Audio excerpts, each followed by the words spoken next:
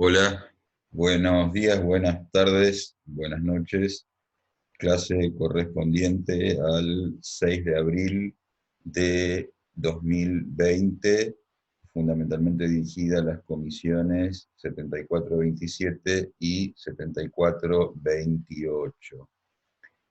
Nuestro cronograma indica que hoy tenemos que tratar la unidad 6. No, la unidad 7. La de actos procesales ya la tratamos. La unidad 7, cuyo título es La comunicación y el proceso, punto, notificaciones. Precisamente el título requiere que desde ahora ya les haga una aclaración, porque en rigor de verdad, en general, este tema en la doctrina se conoce como notificaciones. Pero sigo al maestro Enrique Falcón y les remarco que la teoría de la comunicación recorre todo el proceso. ¿De qué hablamos cuando hablamos de comunicación? Antes de ingresar al Código Procesal Civil y Comercial de la Nación. Nos referimos, indico, señalo, que se trata de integrar una materia de conocimiento entre un sujeto y otro, entre dos o más sujetos. Estoy seguro que ustedes han estudiado, seguramente en la escuela media, los 5 elementos de la comunicación. Y vamos a analizarlos en relación con el proceso. Hemos recorrido en las distintas unidades que transitamos hasta ahora en el programa, conflictos, diversos ejemplos de conflictos.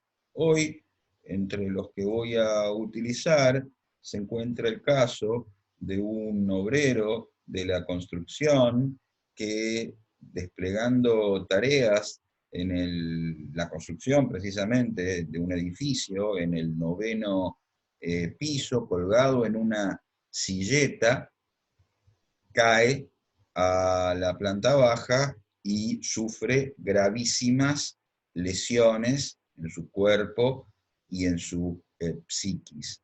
Y en función de eso, entonces, va a formalizar un, vulgarmente, reclamo. ¿Ante quién? Ante la jurisdicción, ante un juez, jurisdicción, que resulte competente, competencia, en razón de la materia, en razón del grado, ante la justicia nacional, no ante la justicia federal, entenderá en el caso en principio un juez de primera instancia, que resultará sorteado del fuero civil o del trabajo. No es tiempo de profundizar sobre esa cuestión. Bien, y va a ingresar al proceso, va a proceder a la apertura del proceso a través de una demanda. Esa noción todavía no la vimos. Las anteriores que estoy repasando sí las vimos. A través de una demanda. Esa demanda va a contener una pretensión. ¿Qué tipo de pretensión?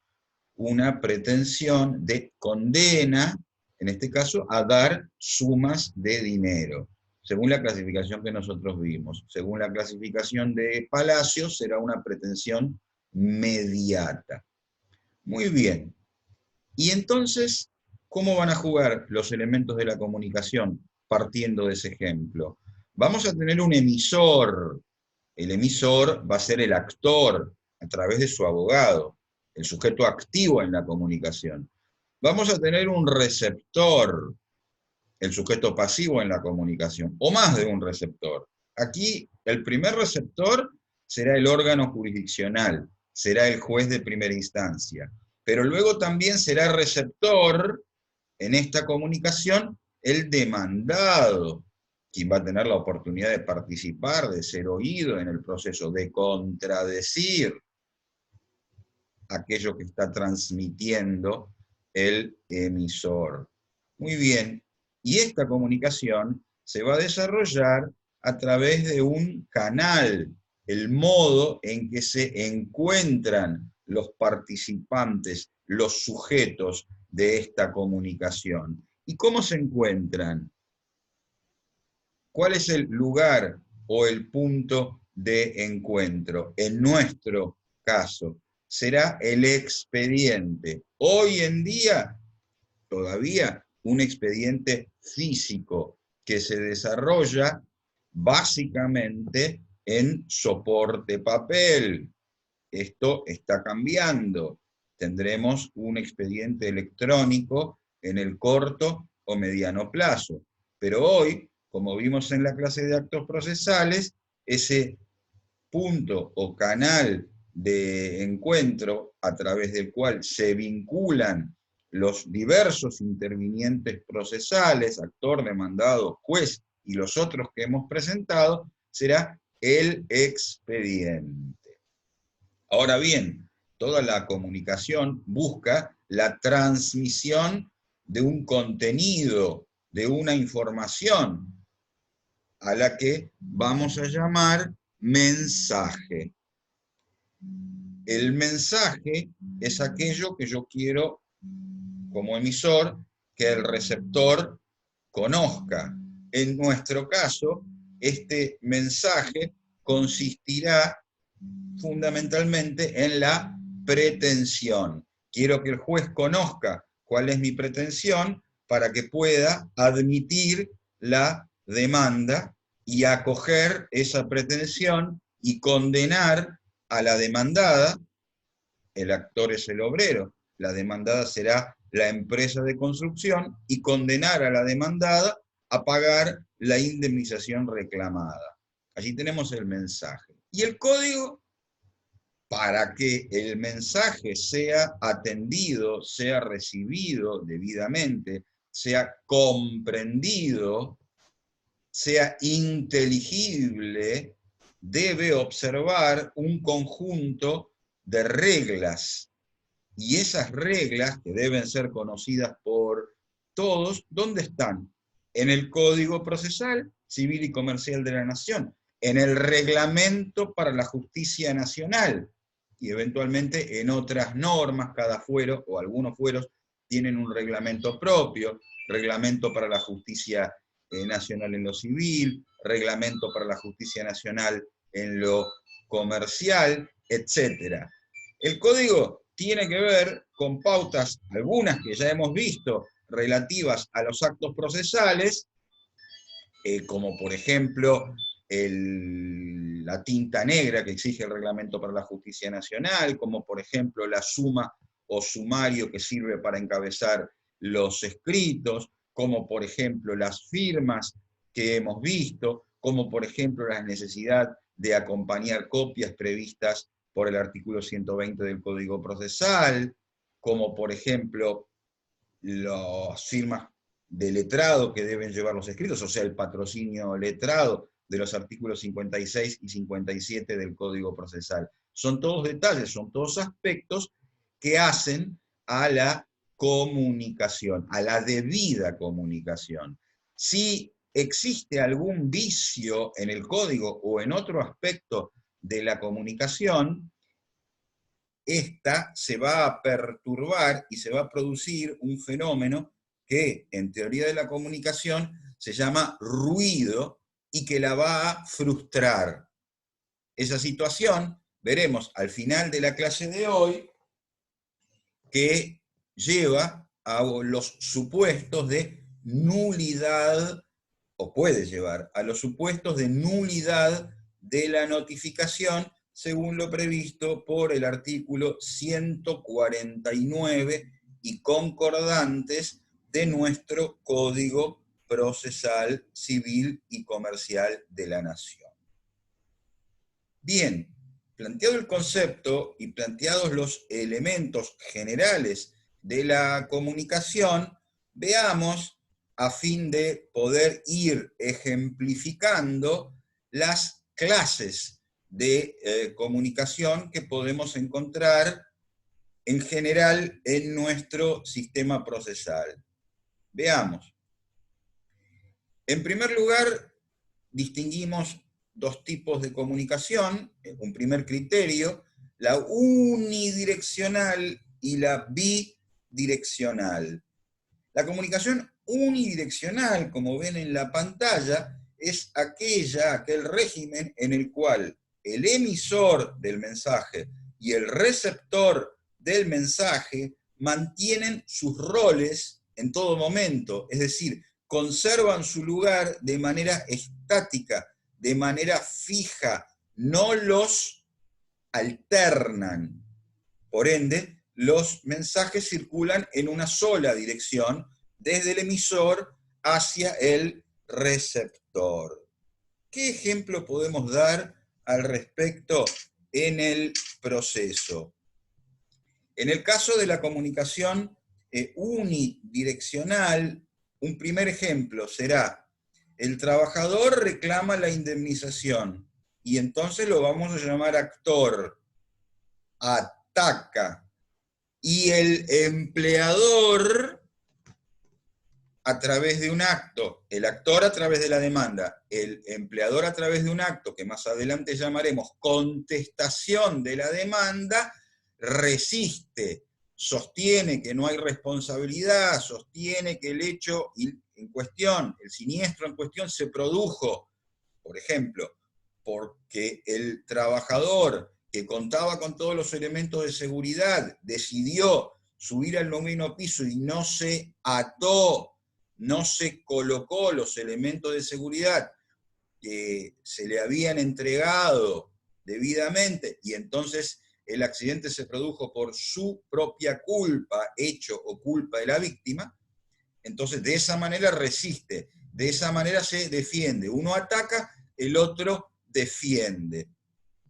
Sus roles están fijos. El actor pide la indemnización, el demandado pide el rechazo de la indemnización. Sería un primer ejemplo. Y un segundo ejemplo se produce claramente en las comunicaciones que se van observando en el proceso cuando las partes se expresan a través de escritos. Según vimos la clase pasada, las partes solicitan. Solicito se condene al demandado. Solicito se fije una audiencia.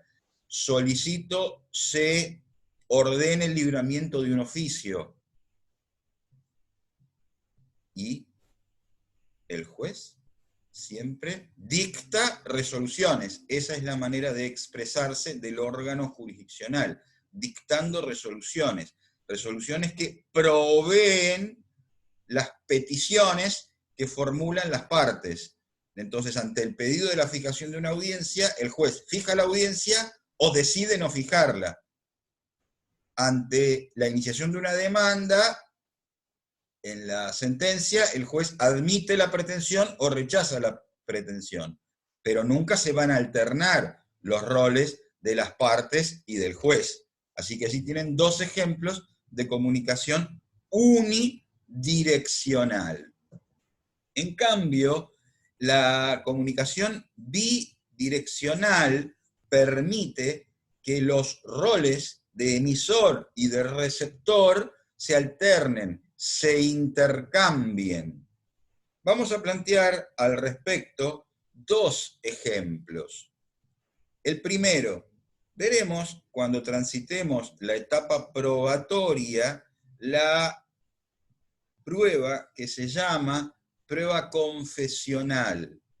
En la producción de ese medio de prueba corresponde que las partes, el actor y el demandado, presten declaración, declaren acerca de los hechos que estarán controvertidos en el proceso, acerca de los puntos en disputa.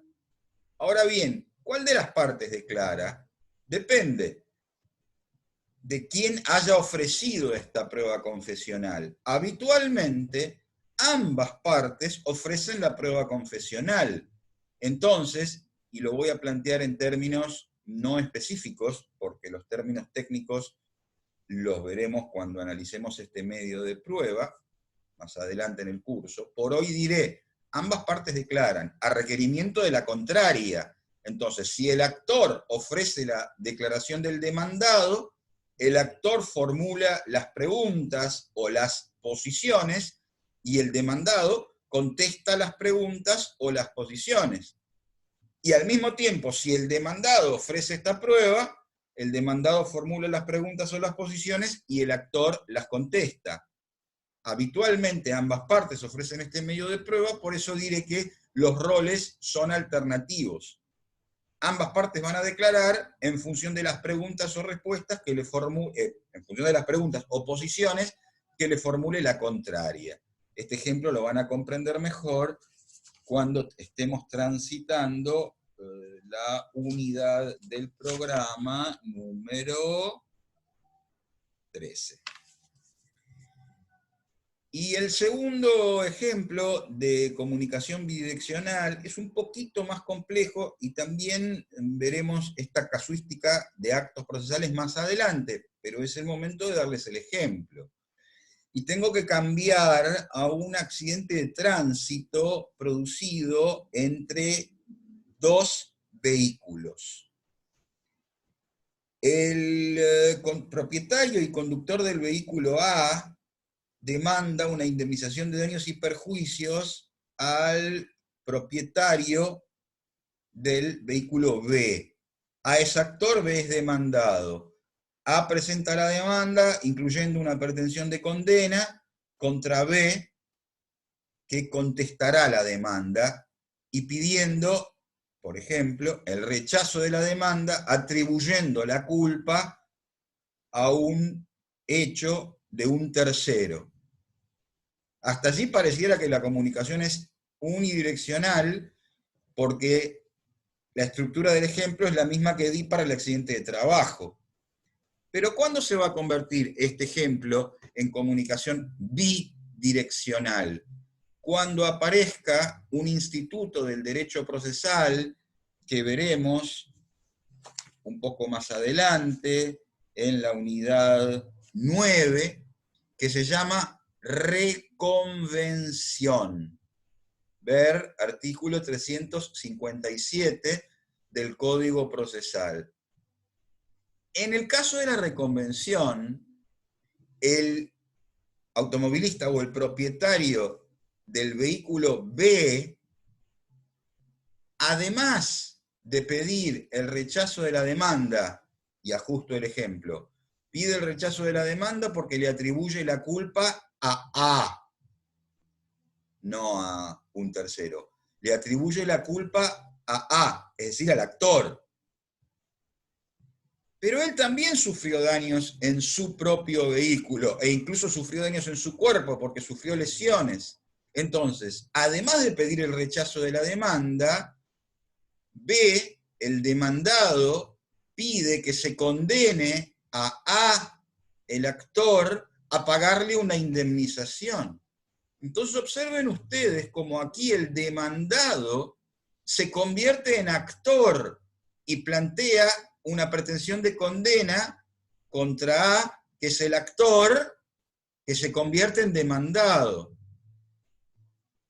Las partes se llamarían aquí actor-demandado, el primero, el sujeto activo, y el otro se llamaría demandado-actor.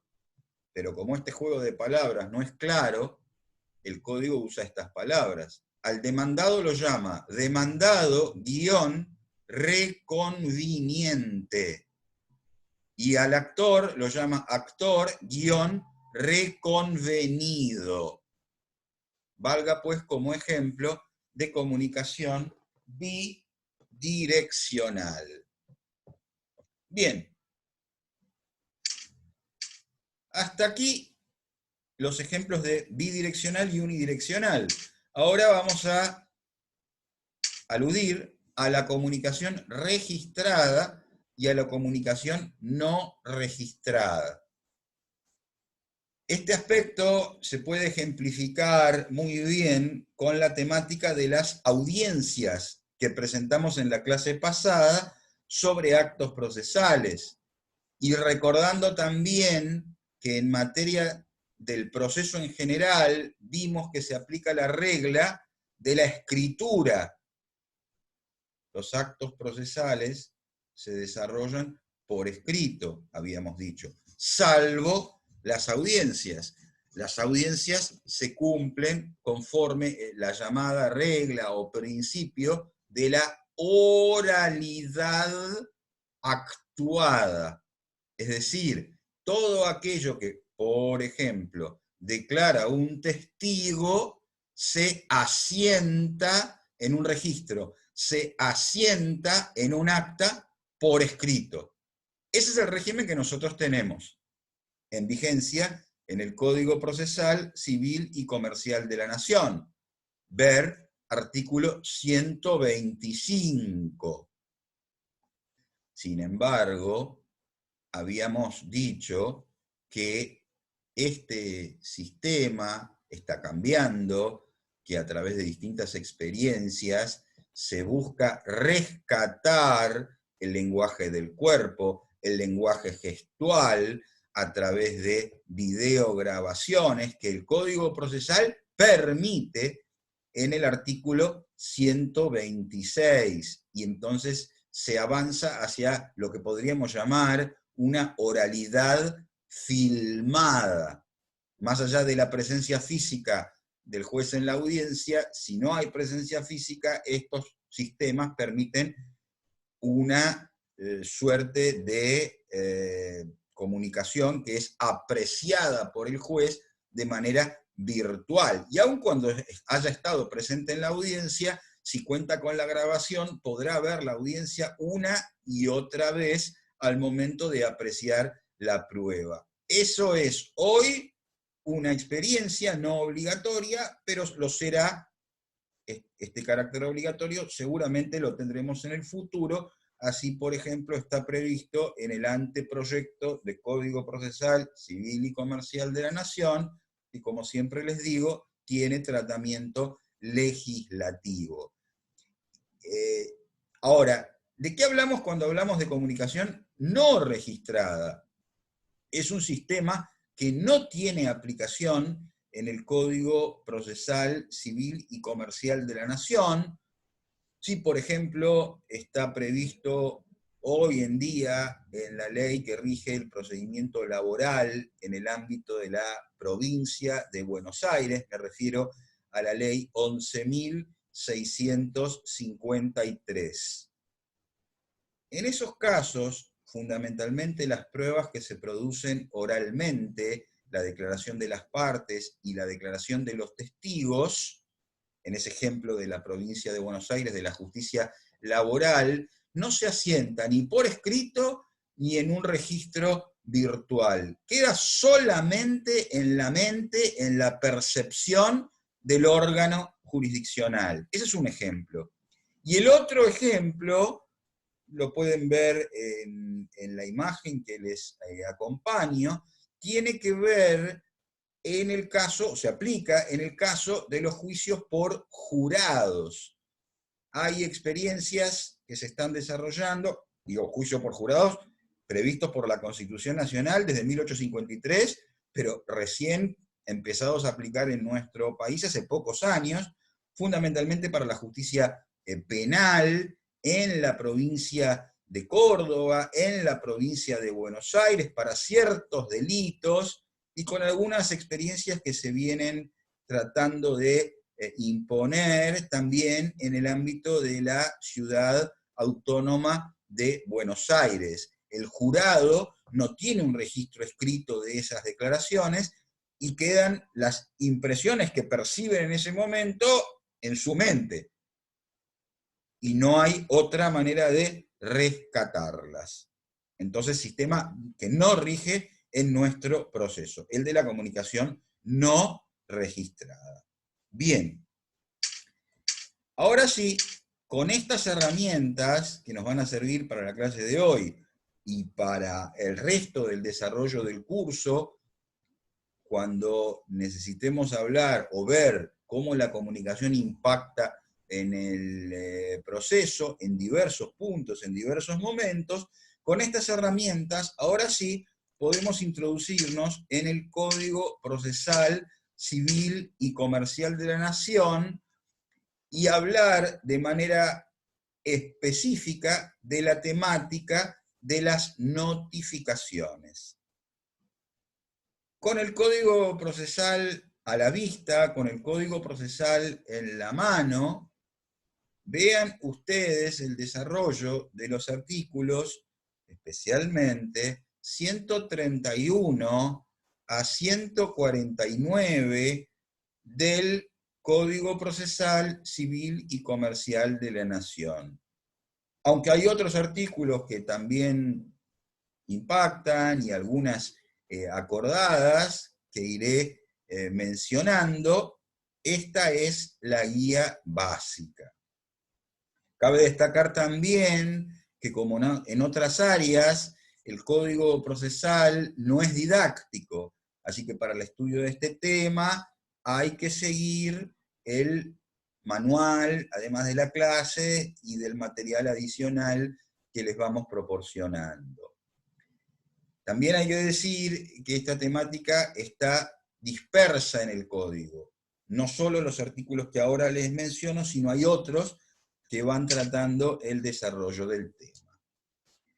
La temática de las notificaciones, antes de darles el concepto a título de introducción, está estrictamente relacionada con un principio procesal que hemos estudiado, y es el principio de contradicción, o de bilateralidad, o de bilateralidad de audiencia, que habíamos definido como el derecho a ser oído, a ofrecer y producir prueba, y a obtener una decisión fundada, todo ello en un plazo razonable.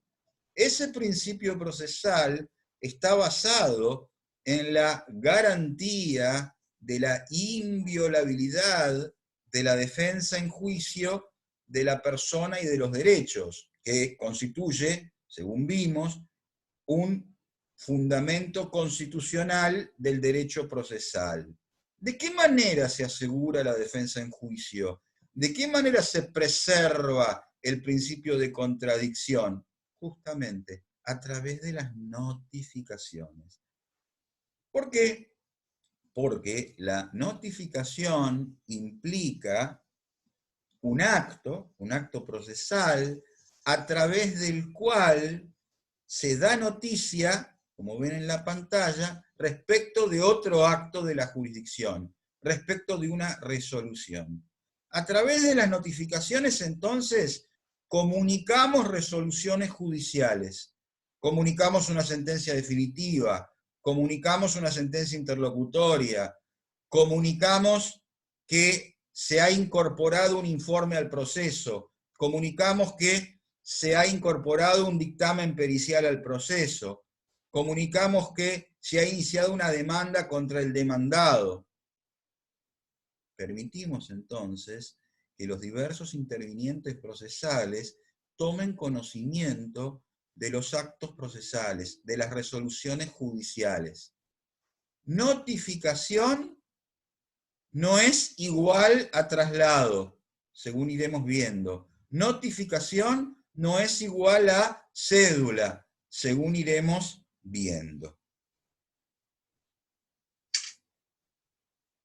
Les voy a proponer un criterio para clasificar las resoluciones judiciales.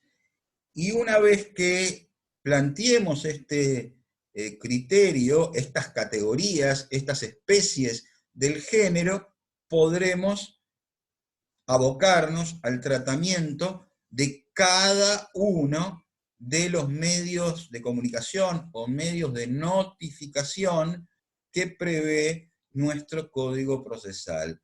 Así que, en primer lugar, les daré los conceptos de cada una de estas especies del género. En primer lugar, aludiré a las notificaciones directas. Se trata de aquellos sistemas de comunicación de las resoluciones judiciales, a través de los cuales el interesado se entera de la resolución judicial de manera inmediata, expresa y manifiesta, quedando constancia en el expediente de la notificación. La notificación queda asentada en un registro. Tienen aquí enunciados los sistemas de notificaciones directas que vamos a tratar en la clase de hoy. Luego, las notificaciones indirectas. Se trata de aquellos sistemas de comunicación de las resoluciones judiciales a través de los cuales, cumplidos ciertos trámites, el interesado toma conocimiento de la resolución de una manera que la ley presume. Es decir, se presume que el interesado toma conocimiento de la resolución, independientemente de que se haya enterado de manera efectiva o no. Y en último lugar, las notificaciones implícitas, que también toman el nombre de notificación tácita. En este caso, no se utilizan ni las notificaciones directas ni las notificaciones indirectas. Se entiende que se ha producido la notificación implícita cuando se han realizado actos o se registran omisiones que permiten presumir inequívocamente el conocimiento de una resolución. Volveremos sobre el punto. Bien, empiezo ahora a tratar las notificaciones directas a través de las distintas variables que prevé nuestro código procesal. En primer lugar, aludiré a uno de los medios de notificación más utilizados, probablemente el más utilizado. Empleo aquí la voz cédula y nos guiaremos por el código procesal, en particular en la regulación que surge de los artículos 135 a 137 para los recaudos y 138 a 141 para el trámite, para el procedimiento, para el diligenciamiento de la cédula.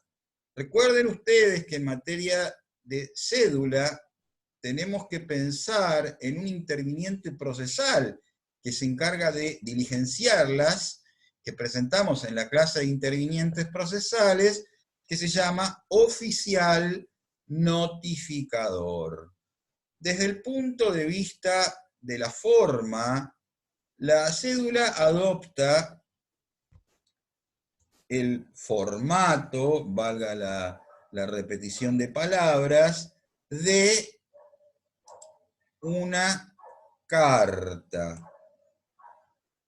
Vamos a tomar un modelo de cédula para ir recorriendo sus distintos requisitos y su desarrollo. Pero antes de eso, vale una aclaración. Hay que preguntarse, ¿qué resoluciones corresponde notificar por cédula? Vean ustedes el artículo 135 del Código Procesal Civil y Comercial de la Nación. Voy a mencionar algunas de la larga enunciación que hace esa norma. Resoluciones que corresponde notificar por cédula. La resolución que ordena el traslado de la demanda. La resolución que ordena el traslado de la reconvención. La resolución que ordena el traslado de las excepciones de previo y especial pronunciamiento. La resolución que fija la audiencia preliminar.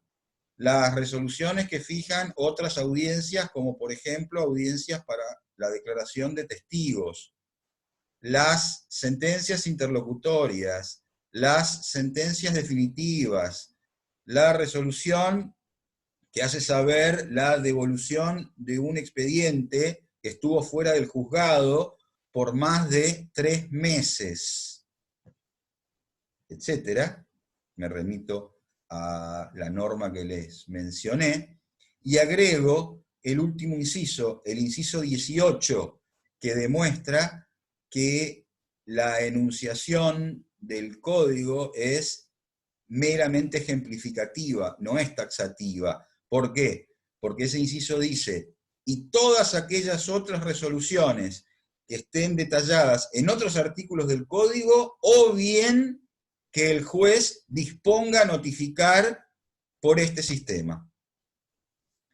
Bien, la cédula se debe confeccionar en por lo menos 2 ejemplares, aunque en la práctica la hacemos en 3. ¿Por qué? Porque el oficial notificador, cuando diligencie la cédula, le entregará un ejemplar al destinatario y devolverá un ejemplar al juzgado que se incorporará al expediente. Y el tercer ejemplar del que les hablé es el que nos quedamos cuando confeccionamos esa cédula y guardamos en nuestra carpeta en el estudio. Veamos, recorramos esta cédula que está redactada conforme las pautas de la acordada de la Corte Suprema de Justicia de la Nación 13 del año 1987 y sus modificatorias. Actualmente, este formato de cédula se utiliza fundamentalmente para notificar el traslado de la demanda al demandado y en algunos otros pocos supuestos. Vamos a ir viendo. La C que ustedes ven en la pantalla identifica el fuero. Se usa la C para civil, CO para comercial, T para trabajo, etc. Con un color propio de cada uno de esos fueros que exige la acordada, pero en la práctica en general se puede utilizar tinta negra y no hay mayores dificultades. Sirve para clasificar e identificar las cédulas cuando llegan a la oficina de notificaciones. Recuerden, o agrego mejor dicho, según los artículos 136 y 137 del Código Procesal, como regla, la cédula la confecciona el letrado, patrocinante o apoderado en su estudio y luego la presenta en el juzgado para que el juzgado la remita a la oficina de notificaciones y la oficina de notificaciones se la entregue luego de clasificarla al oficial notificador de la zona que corresponde, según explicamos en la clase de intervinientes procesales. Entonces, asuman que es una carta. En la carta hay que indicar el remitente, el tribunal. Juzgado Nacional de Primera Instancia en lo Civil, en nuestro ejemplo, número 70, y el domicilio del remitente, Avenida de los Inmigrantes, 1950, piso quinto. Luego en el estudio completamos a quién va dirigida, el receptor del mensaje. En nuestro caso, la demandada, Albina Rita Ayala, y su domicilio. Luego viene un casillero muy importante que indica tipo de domicilio. Y aquí, en tipo de domicilio, estamos indicando denunciado. A los fines de la cédula existen solamente dos tipos de domicilios.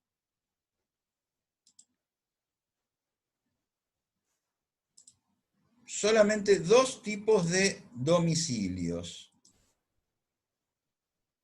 El denunciado, como en este caso, o el constituido. Pero actualmente, en virtud de una serie de acordadas dictadas desde el año 2011 y en especial a partir del año 2016, la otra categoría, las cédulas dirigidas al domicilio constituido o procesal o ad litem, ya no tramitan en soporte papel, sino tramitan como notificación electrónica. Por lo tanto, las veremos en la segunda parte de la clase de hoy. Entonces, hoy, ¿para qué sirven las cédulas en soporte papel? Para ser dirigidas, para producir notificaciones únicamente a los domicilios denunciados. ¿Qué significa domicilio denunciado? Es aquel que, en nuestro ejemplo, en la demanda, el actor indicó que le pertenece a la demandada Ayala, denunció ese domicilio. Entonces, para notificarle que se le ha promovido una demanda en su contra, le enviaremos una cédula al domicilio que llamamos denunciado. Luego, hay que indicar el carácter del domicilio. Generalmente, testamos este apartado. Vean ustedes las X. Salvo que haya alguna situación especial, como por ejemplo notificar con habilitación de días y horas inhábiles. Y en ese caso consignaremos o remarcaremos, llenaremos aquí donde dice carácter, habilitación de día y hora inhábil. Del mismo modo, para las observaciones especiales, como regla, colocamos o testamos ese capítulo, colocamos X. Pero si tenemos que llenar alguna categoría especial, como en este ejemplo, colocaremos que es un proceso de desalojo, colocaremos artículos 682, 683 o 684 que indican ciertos recaudos que debe observar el oficial notificador. No interesa ahora esa puntualización. Luego en el estudio debemos llenar el número del expediente, como ven aquí, y la zona de notificación. Como habíamos dicho, se divide en zonas la ciudad de Buenos Aires y cada zona se le asigna un oficial notificador. Luego también tenemos que llenar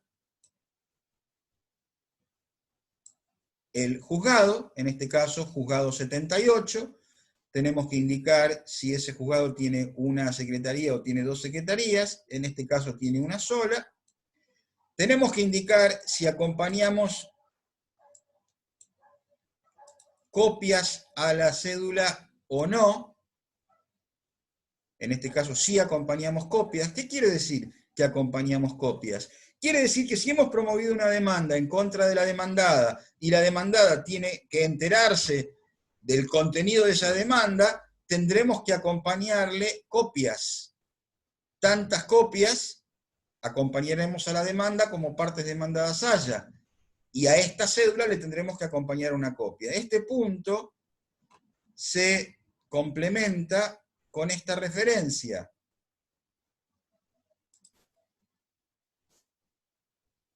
Hay que detallar al final de la cédula si acompañamos copia de la demanda y documentación adjunta e indicar la cantidad de fojas. Bien, les propongo hacer una pausa en sentido figurado de 5 minutos y luego continuaré desde este punto para la parte 2 de la clase de hoy. De manera tal que me despido hasta ese momento.